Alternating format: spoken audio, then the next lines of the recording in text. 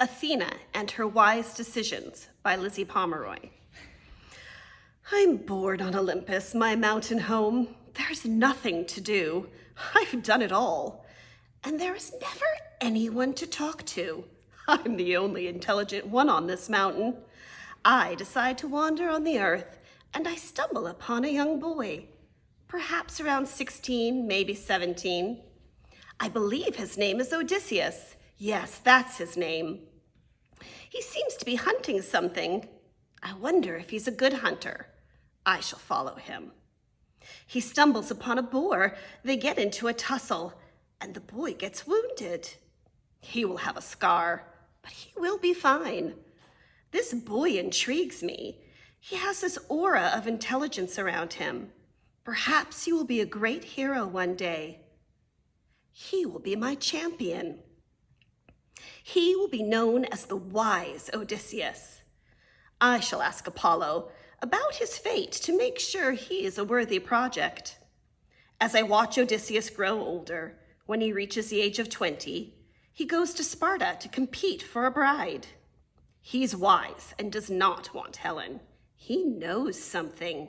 She shall cause a great war one day. He goes to the king of Sparta and devises a plan to get the cousin of Helen, Penelope. She is wise, very pretty, a good choice. He has all the suitors competing for Helen's hand swear an oath to protect the man that the king chooses for his daughter. That was a wise choice, but a stupid one at the same time. A year later, Odysseus is called to war. He had just had a son. How tragic. The boy will grow up without a father. I will watch over him till Odysseus returns, to make sure he grows up to be a strong and bright warrior. I watch over Odysseus for 10 long years as he fights the Trojans. He surpassed my expectations for him. He is far wiser than any hero I have ever mentored. Odysseus has devised a plan to build a horse out of wood and enter Troy inside that horse. What a brilliant plan. As I watch them sack Troy, I see a few men go into my temple. They're desecrating my temple. How dare they? It's Poseidon and Medusa all over again. They will bear my wrath, though I will spare Odysseus. He is not like those pigs. He will embark on a long journey on his way home. I shall help him on his way. His men are fools. They have delayed his journey time and time again. Those foolish men will get all of themselves killed, all 600 of them.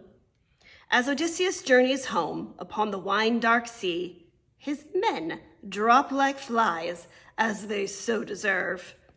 Then Odysseus lands on Calypso's island.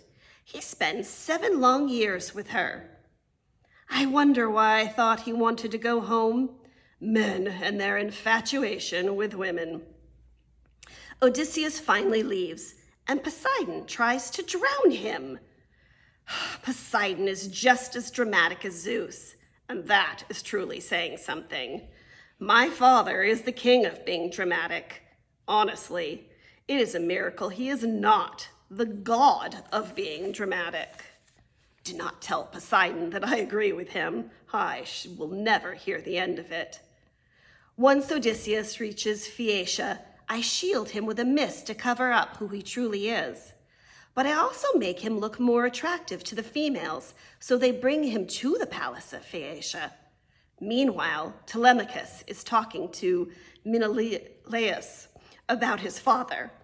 In Ithaca, suitors are planning the death of Telemachus, those ignorant suitors. The people of Phaeacia are gracious to Odysseus. They give him lavish gifts and send him on his way home. Odysseus tells me a story that I know is not true. He does not know who I am. Perhaps his 20 long years at sea has damaged his mind somehow. I reveal myself to him. He's not shocked, of course. Perhaps his brain isn't as addled as I thought it was.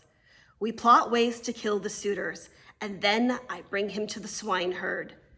Then I go and retrieve him and reunite him with his father. How beautiful, I suppose. I'm not one for touchy feelings. I'm a war god, born of strategy and wisdom. I do not have time for feelings. But this melts my cold heart just a bit. They plot the suitor's death as I watch over them. I'm itching to see those suitors get what they deserve. Oh, how I love war. Oh, the bloodshed was beautiful as I watched those ignorant fools get what they deserved.